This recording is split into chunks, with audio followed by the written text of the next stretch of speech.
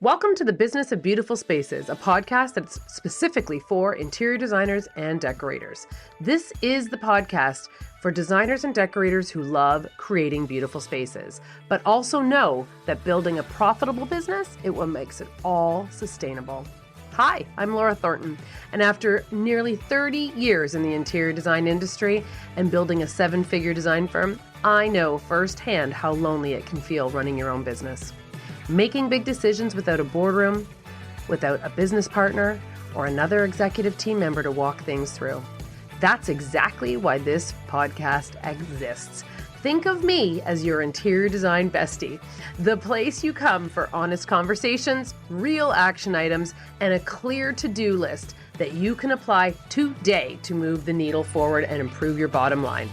And if you can't get the answers you're looking for here, one-on-one mentorship with me is always available because no designer and decorator should have to figure this out alone.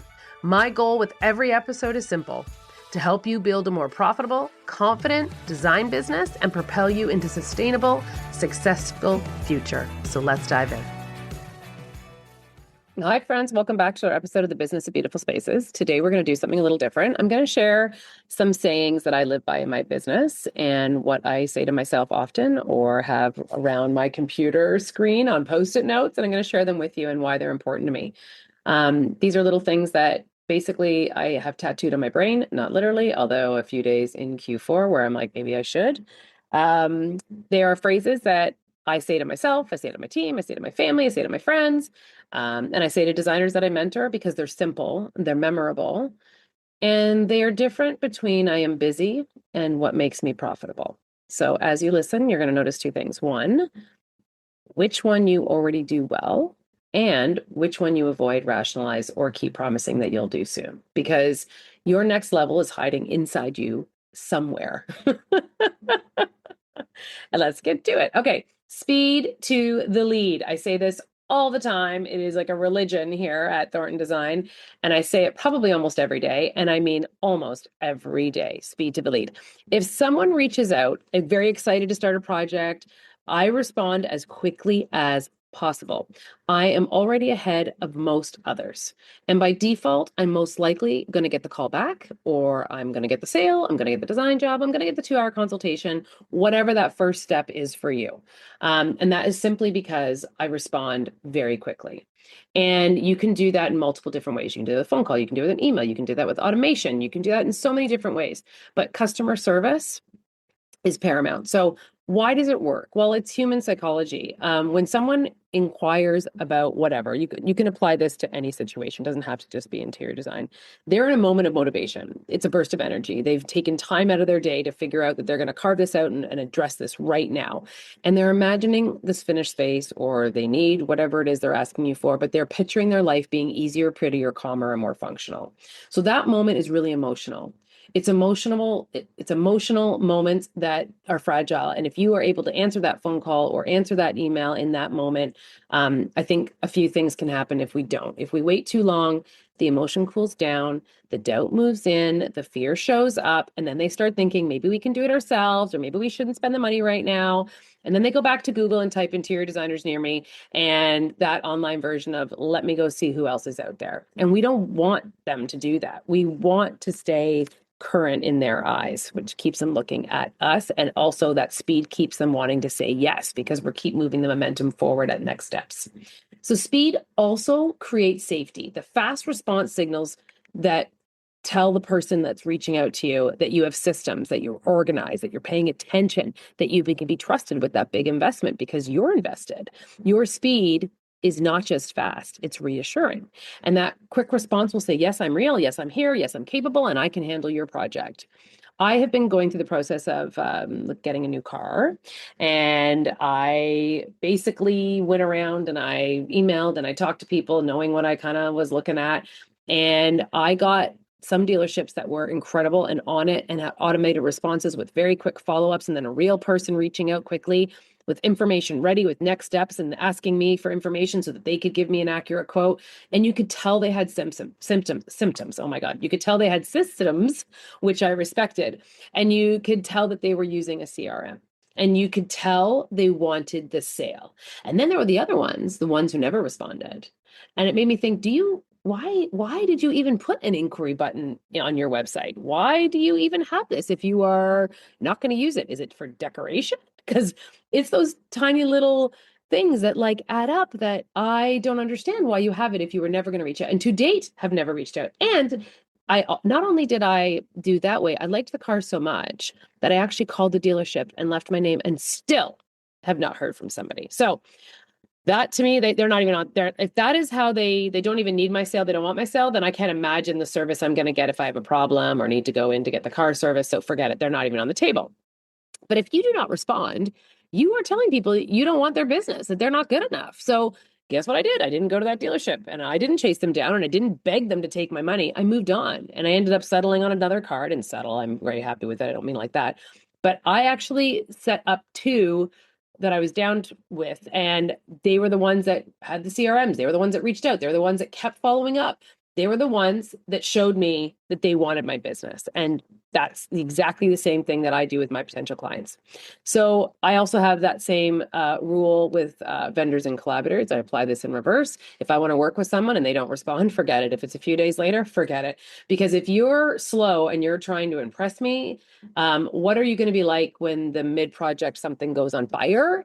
Speed is professionalism, and that shows. And if you start wanting to work with high net worth individuals, they value time and they value speed in a way that becomes gleamingly obvious very quickly once you start working with those individuals. So how do you do speed without burnout? Speed does not mean that you're chained to your phone 24/7. It means that you have a system that makes fast responses possible. I'm really struggling today. I'm going to take a sip to my coffee. Hang tight. That's good. Okay. A templated response that goes out immediately. Take a clear intake form that filters out all the bad fit inquiries, but you still should reply to them because you never know if they're going to refer you to somebody else. A calendar link for a paid consult that's quick and easy and they can set it up right away without you. We have a respond within X numbers of hours. If you email us, you'll get something that says we respond within 24 to 48 business hours. Of course, we always try to wow that way under that amount, but we at least have it if it's a weekend or if we have a holiday here in Canada and it's not a holiday in the US. We give ourselves that buffer. But speed is not hustle. Speed is structure. And the truth is that first person to respond often wins. And that is a fact. You can Google that stats. It is a fact. Not always because of the best, but because they made it easy for the client to say yes. So that is one of my favorites, speed to the lead. It's probably my number one thing I say all the time. And another one that I use, my number two one, is nobody knows you exist. So I have this quote that sits on the side of my screen sitting right here. And it says, every day, everywhere, all at once, your brand deserves it because they don't know who you are. And it's an Alex Hormozy quote. And basically it's blunt. It's not warm and fuzzy, but it's true. Nobody knows you exist.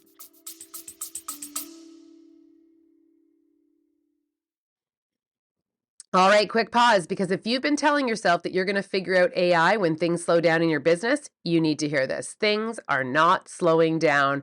And if you felt that low-key pressure like you're falling behind, it's not because you're not capable.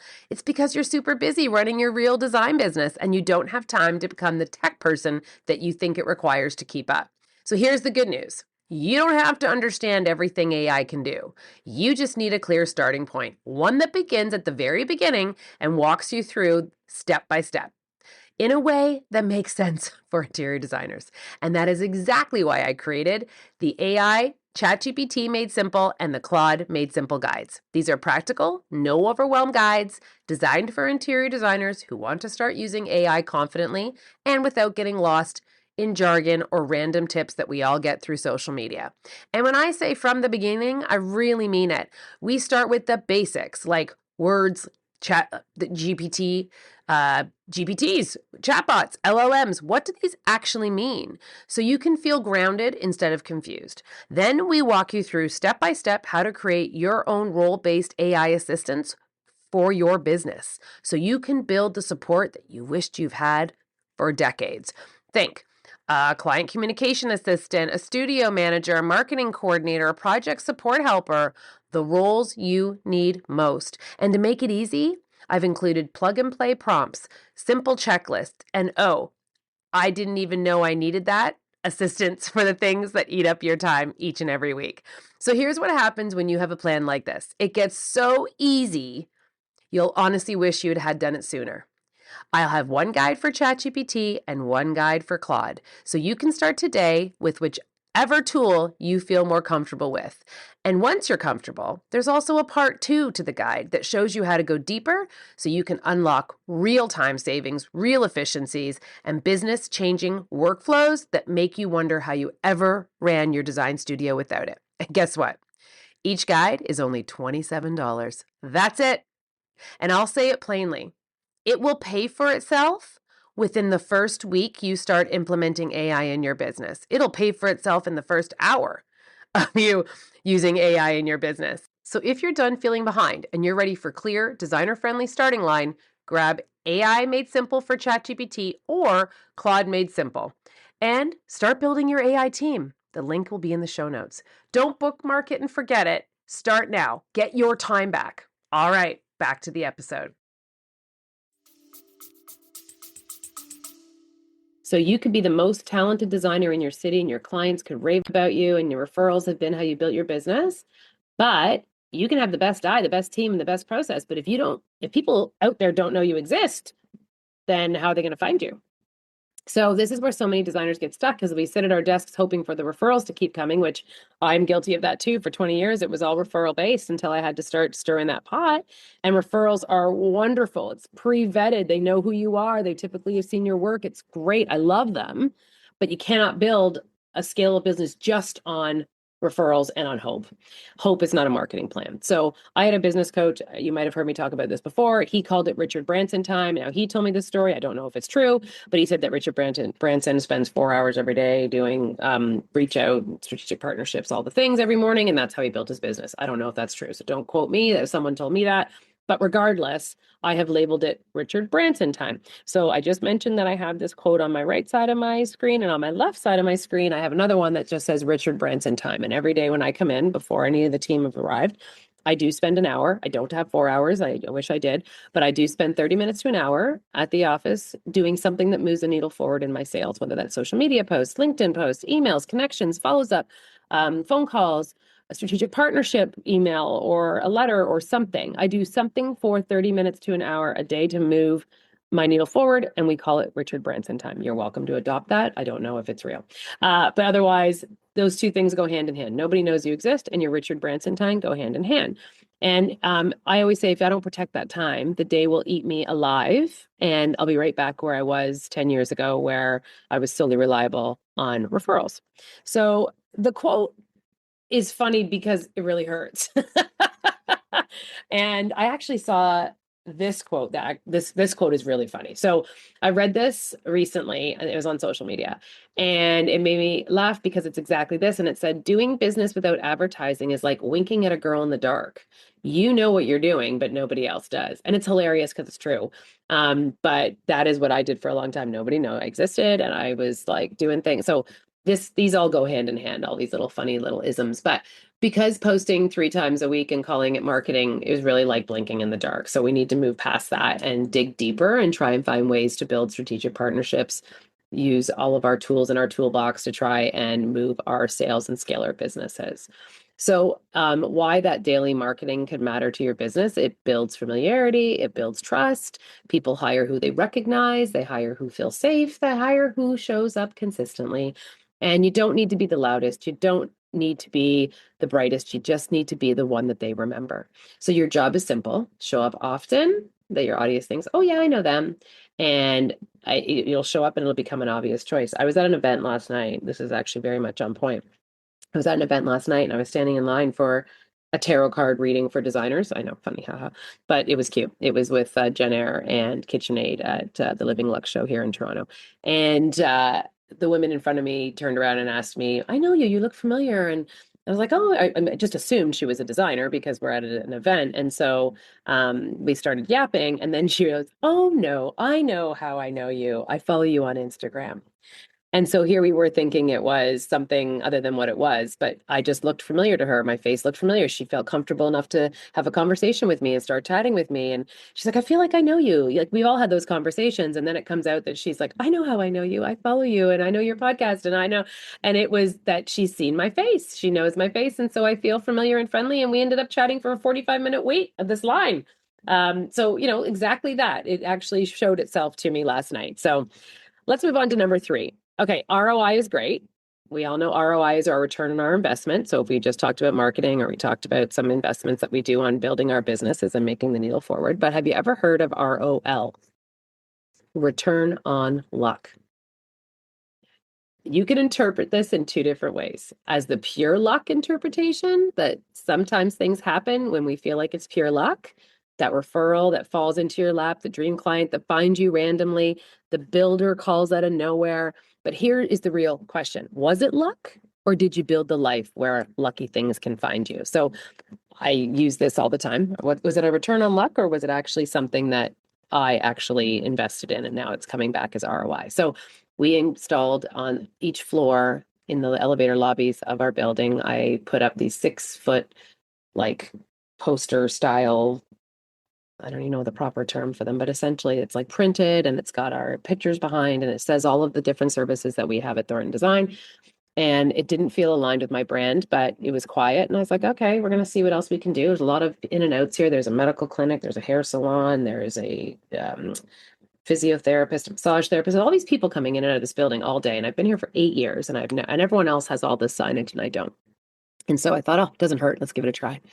And 3 weeks in, a woman arrived at our door and I wasn't here. One of the staff answered the door and she's ending up doing a fabulous project with us. It's a $400,000 invoice and it's going to be amazing. And is that return on luck? No, it's kind of a return on my investment because I have put these signs up. But if you wanted to look at it in 2 different ways, you could call it pure luck. But actually, you put yourself in the room, you put yourself in this position to make these things happen and move your needle forward. So luck is often also proximity. So the return on luck is a result of putting yourself in rooms where opportunity lives, reading the books, listening to the podcast like you're doing right now, learning the skills, and then actually taking action, doing something with the information that you just learned. That's the key. We can keep absorbing all these things, but if we don't actually take action, that's where it's then is it luck or is it whatever interpretation you want to make it. So someone had mentioned to me about those stands, those poster stands that live in the vestibule. And so I heard that and I thought, well, it doesn't hurt. I mean, yes, it's going to cost me $600, but it doesn't hurt. And I'm going to give it a try and see what happens. And it did. And clearly the return on investment is amazing. But if you're not taking action, is it luck that things are falling in your lap, or are you actually going to have the ROI? So again, I know it's a bit of a reach, but I call it the return on luck, the ROL. And I don't think it's luck at all, is basically what I'm boiling it down to. I think it's all the actions that we take to move our needle forward. And I just want to also reiterate, if you're listening to this podcast, clearly you're interested in bettering your business for probably more profits, as we all are. And when I say get in the room, I just want to also clarify that the room can be multiple things. It can be industry events. It can be builder relationship, networking groups, local business communities, online communities, collaborations. Consistent content makes you visible. And then it will no longer be just luck. So if you're consistently showing up, can you increase your surface area for opportunity? And if yes, let's celebrate the lucky breaks, but also what did you do to make that possible for that break to happen? I want you to go back one step and not just call it luck. I want you to go a step back and figure out what you did to make it happen and do more of that. Okay, number 4, revenue is built, not bought. This one need should be tattooed on me somewhere. I'm going to tell you, but anyway, it should be on every pricing guide. Revenue is not built. Revenue is built, not bought. It helps when you get it right. Clearly, I need to finish my coffee before I start recording podcasts in the morning. Okay, we don't wake up one morning and suddenly have a profitable business because, you bought the perfect software, you hired the perfect person, or you found the perfect vendor. Those things help, sure, but revenue is not a purchase. So revenue is being a result of what you have been building. So systems that create consistency, processes that create great client experiences, building that supports profits, a pipeline that creates steady leads, going back to that number 3, and a reputation that creates demand. So revenue is a scoreboard. and it reflects how your decisions are performing. And when you invest in those skills in your marketing, your leadership, and your project management, and your pricing strategy, your client communication, you are building the machine. And the revenue is what the machine produces. So the trap is thinking, if I get more clients, I get more money. No, not always. I've done that. I've tried that, and I didn't have the right systems in place, and I actually was less profitable and worked my tushy off for a lot less money. But if the pricing is off, more clients can actually mean more chaos, more burnout, more resentment, and basically the same bank account. All you're doing is running yourself ragged for less money. So revenue growth that actually feels good is built on structure. So instead of asking, how do I make more money? I would definitely say to myself, what am I building that will produce more revenue next quarter and the next year? Okay. If you confuse, you lose. This is another one that took me a long time to drink the Kool-Aid on, but now that I got it, I got it. Because of course, you know, you really want to finesse people and you want to sound like you know what you're talking about. And this one is literally, if you confuse, you lose. So designers, we love beautiful words. We love concepts. We love explaining things and the nuances of what we do and using terms that we understand and forget that our clients don't. But clients do not hire nuances. Clients hire clarity. And the potential client, if they are confused, they don't feel safe, they hesitate, they delay, they say they need to think about it, and then they quietly disappear because we confuse them with too much information, stuff, words, salesy. We talk too much. I know I do. And the confusion kills the deal. So stop trying to sound super smart with big words. Stop trying to oversell. Stop using designer lingo clients don't understand, because if they don't understand it, they don't value it. And then we make them feel inadequate and stupid, quite frankly. And if they can't value it, they will not pay for it. So straight talk equals understanding. And I've noticed over the years, the straighter I give it, the more direct I am, the better it is, and the more yeses I get. And I think understanding equals confidence for our clients, and then confidence equals a yes. And so clarity sounds like, here's what you get, here's what it costs, here's how we work, here's what happens next, here's the next step, and here's what I need from you. And we curate a bespoke conceptual narrative that elevates the spatial experience is not going to work. I'm sure you were like, what did she just talk about? Exactly. Exactly. Instead, I'm getting a sofa, or am I getting a spiritual journey is not what we want our clients to ask. Our client says, oh, I get it. They feel like, oh, this, and I can do that. And that is exactly how we're going to close. A, B, C. And we need to be very straight with our clients. The straighter you can be, the more upfront you can be, as awkward and awful as it is to talk about money and next steps. And here's what I need from you. It works. And it's an adjustment like anything is. It's getting comfortable with it. And the more you do it, the more you are comfortable, the more you don't even think about it. I did it this morning, and I was thinking about it after when I'm prepping for this to how I was going to talk about it. And I thought to myself, God, 10 years ago, I never would have been able to say to the client I just got off this Zoom call with, I need this from you by next week to be able to secure this day by this day. I would have tried to have pleased them and didn't want to lose the sale and didn't want to, instead, made this go on and on and on. And I just lose money and time and wondering if I'm going to get the job, where the reality is, I said, if you want that time slot, then I need to have a deposit by this day from you to hold it.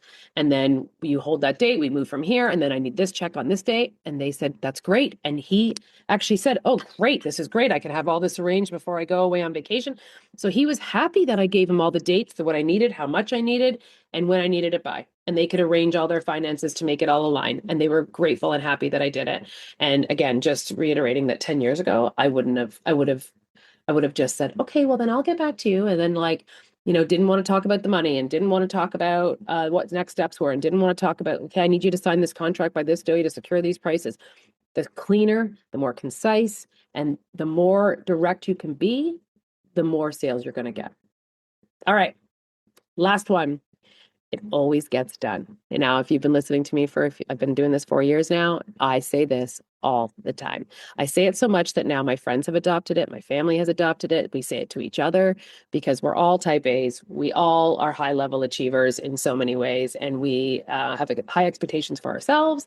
And we have high expectations in every way possible, as most entrepreneurs and especially designers do. And as you can appreciate, you're going on vacation. The list is big. You've got like so much to do. You have to stop yourself. And this is what I do.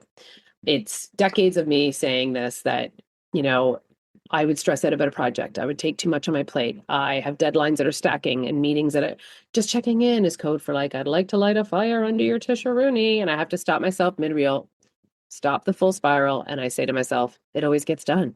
This is not a delusion. This is evidence-based confidence that I have in myself. I have never let anyone down. I have never not had the presentation ready. Okay, it might have been super tight. The ink still might have been like wet on the presentation, but you know what? It always got done and the client didn't know any better. And the FedEx guy knows my middle name, I swear to God, but it always gets done. So why this phrase works for me is it stops the spiral. It stops that stress momentum. It gets my brain in a way that stops stacking up the worst case scenarios. And it's like this Jenga tower of doom. And when I say to myself, it always gets done, I'm pulling that emergency brake. I'm like, stop the chaos in your mind, Laura. Like, I'm telling my nervous system, we're not in danger. We're all going to work out. It always works out. It always gets done. I have to recenter myself, and it gets me into my competent, like this place where I feel confident in what I'm doing, and it gets rid of all that negativity. So by saying it always gets done, it gets me back to the facts. And the facts are we do hard things every day. We solve problems every day, and we always deliver for ourselves and our clients. I know we come last on the list, as we always do. The kids, the spouse, life, the clients, we are always last. But if you can just pump the brakes, give yourself that confidence boost that you need, and say, it'll always get done. There is real psychology behind this. I found this out way later from a client of mine when I was talking to her about this, who was a psychologist. And she said it's called self efficacy, something along that line. In plain English, it means that your belief that you can handle what's in front of you. And the fastest way to build that belief is remembering all your past wins. So when you say it always gets done, you're not denying reality. You are literally reminding yourself of your track record, that you've always got it done. And it's this internal little highlight reel, quick reality check. Okay, so this phrase can be empowering. Like I said, I know I'm type A and I sometimes go off the rails. So I just say to myself, it always gets done. And I will do personally everything myself till it does. And I know that. And so if that will help you in any way, talk yourself off those ledges once in a while when the things are mounting and feeling like it's getting heavy, it'll always get done. You don't have to worry. You can lie in bed and be like making the list in your head. And then I stop myself and be like, but it always gets done. So I don't need to worry about this today because it always gets done. So what that really means in business is that you're prioritizing what actually matters. It lets the non-urgent stuff wait. You can make decisions instead of circling on it for 3 days. You can delegate when you can, and you can simplify when you should. Lastly, execute. It just means you get it finished, you deliver, and you follow through. And the client feels that because clients pay for your taste, yes, but they also pay for certainty. They pay for the feeling that someone is capable and in charge. And yes, this is the tattoo, if I were ever brave enough, because it's not cute. It's true. But sometimes the most profitable thing that you can do is stop spiraling and start moving. And it always gets done. All right, that's my list. These are simple things that I have added into my life in ways that aren't literal business things, but I have them peppered around myself at all times, and they keep me grounded, they keep me motivated, they keep me profitable, sustainable, and still creative. But I'm going to go over them one more time. The speed to the lead, nobody knows you exist, return on luck, revenue is built, not bought. If you confuse, you lose, and it always gets done. And now you can apply these in so many different places in your business. You can apply it to your marketing. You can apply it to your social media posts. You can apply this to any sales tactics you're going to use. You can apply this to your processes, your systems, your closing techniques, your presentations. Pick one, try them out for 7 days. Make it a game, measure it. Let me see what happens. Tell me which one you love the most. I would love to hear your feedback, or if you use anything like this. And before you go, if you would be kind enough to, a free way to support the show is to head over to whatever you listen to and do a review and give us whatever rating you think we deserve. But it would be a great way for others to be able to find us, and I would appreciate it. And if you're a long-time listener, then we would love a 5-star if you can swing it, or if you think we deserve it. I would love that. Thanks for listening, and I'll see you all next week.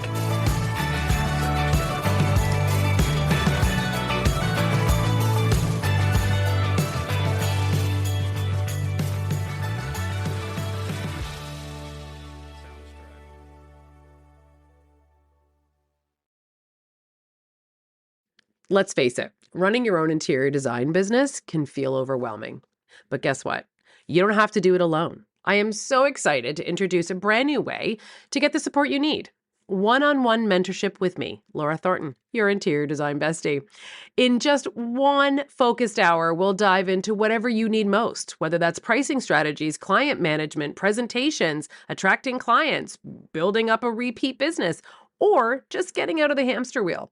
You'll get clarity, strategy, and expert advice based on my 28 years of running a thriving business and over the last decade, a seven-figure design firm. This is your chance to get real answers to the questions you've been dying to ask from someone who's actually been there and is currently still walking the walk. Book your session as you need it. There are no strings attached. You'll walk away with personalized, actionable advice that you can implement right away. One-on-one, 1-hour sessions as you need it. Head to the website or click the link in the show notes to book your mentorship session, and let's build a beautiful, profitable business that you've been dreaming of together.